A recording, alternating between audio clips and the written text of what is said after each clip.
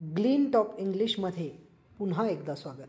आजच्या व्हिडिओमध्ये आपण ॲब्स्ट्रॅक्ट नाउन म्हणजेच भाववाचक नाम म्हणजे काय आणि त्याची काही महत्त्वपूर्ण उदाहरणं पाहणार आहोत.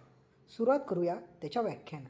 And abstract noun is a name of something that we cannot touch, smell, hear, taste or see but think and feel.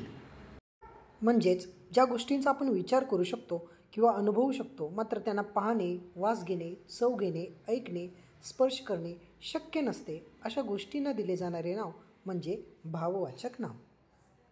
आता भाववाचक नामांची त्याच्या प्रकारानुसार काही उदाहरणं आपण पाहू.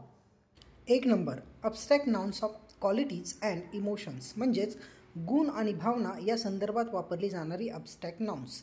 हॅपीनेस म्हणजे आनंद, एक्झॉशन म्हणजे थकवा, कॅलसनेस म्हणजे कठोरपणा, नॉस्टॅल्जिया म्हणजे ओढ, प्रिझम्पशसनेस म्हणजे गर्विष्ठपणा, लोकॅसिटी म्हणजे अपारदर्शकता, अँगर म्हणजे राग, लव म्हणजे प्रेम आणि करिश्मा म्हणजेच करिश्मा. दुसरा प्रकार आहे ॲब्स्ट्रॅक्ट नाउन्स ऑफ टाईम म्हणजेच वेळदर्शक भाववाचक नाम. यामध्ये Tuesday, hours, 1980s, centuries, midnight, yesterday, future ही काही उदाहरणं आपण घेतलेली आहेत.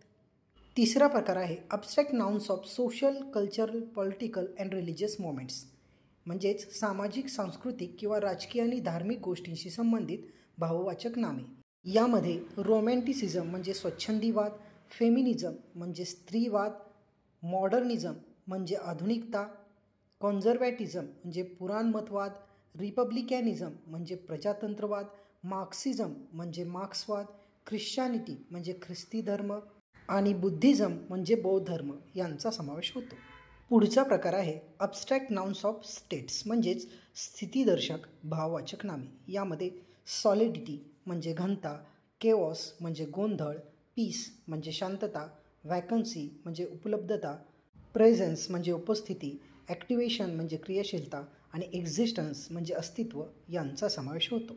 पुढचा प्रकार आहे ॲब्स्ट्रॅक्ट नाउन्स ऑफ फिलॉसॉफी म्हणजेच तत्त्वज्ञानविषयक भाववाचक नामे. यामध्ये पॅथॉस म्हणजेच करुणा, ब्युटी म्हणजे सौंदर्य, फ्रीडम म्हणजे स्वातंत्र्य आणि इथिक्स म्हणजे नैतिकता यांचा समावेश होतो. तर हा होता आजचा आपला व्हिडिओ, ज्यामध्ये आपण भाववाचक नाम म्हणजे काय आणि त्याची अगदी महत्त्वाची उदाहरणं बघितलेली आहेत. व्हिडिओ जर आवडला असेल तर चॅनलला सबस्क्राईब जरूर करा, जेणेकरून पुढच्या व्हिडिओची नोटिफिकेशन्स तुम्हाला अगदी लवकर मिळतील.